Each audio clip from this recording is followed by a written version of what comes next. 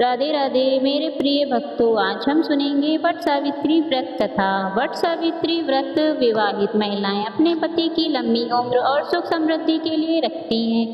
इस दिन बरगद के पेड़ की पूजा की जाती है, जिसे स्थायित्व और दीर्घायु का प्रतीक माना जाता है। इसमें महिलाएं वट वृक्ष के चारों ओर धागा बांधती हैं, इसकी परिक्रमा करती हैं और विधि पूर्वक पूजा अर्चना करती हैं। इसे दाम्पत्य जीवन में प्रेम, सुख, सुरक्षा, आशीर्वाद का प्रतीक माना जाता है।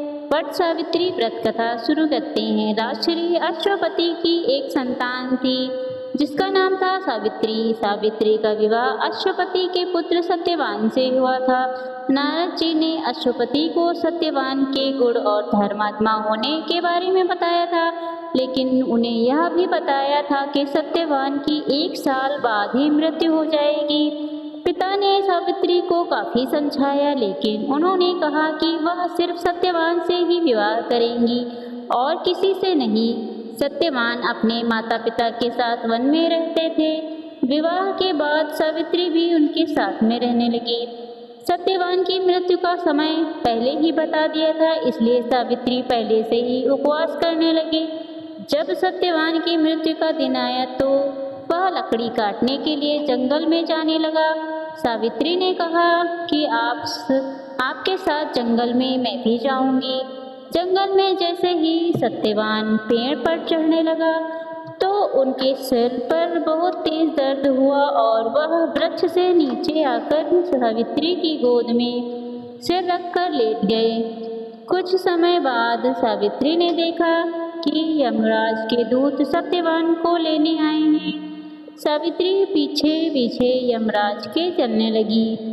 जब यमराज ने देखा कि उनके पीछे कोई आ रहा है तो उन्होंने सावित्री को रोका और कहा कि तुम्हारा साथ सत्यवान तक धरती पर ही था, अब सत्यवान को अपना सफ़र अकेले तय करना है।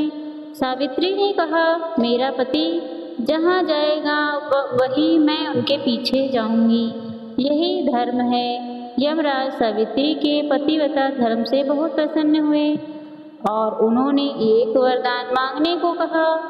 सावित्री ने अपने सास ससुर की आंखों की रोशनी मांगी। यमराज ने वर देकर आगे बढ़े। फिर से सावित्री पीछे आ गई। फिर एक और वरदान मांगने को कहा।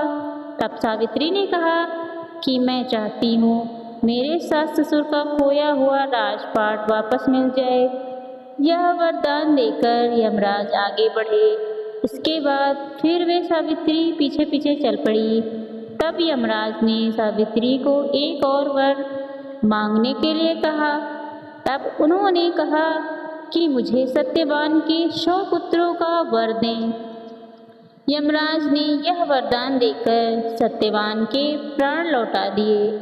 सावित्री लौटकर वृक्ष के पास आई और देखा कि सत्यवान जीवित हो गए हैं। वह उसे साथ लेकर सास ससुर के पास पहुंची तो उन्हें नेत्र ज्योति प्राप्त हो गई थी तथा उनका राज्य उन्हें वापस मिल गया था।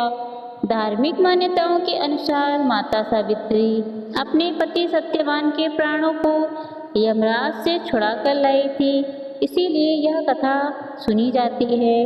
अगर आपको यह कथा अच्छी लगी हो तो मेरे चैनल को सब्सक्राइब करना ना भूलें। धन्यवाद।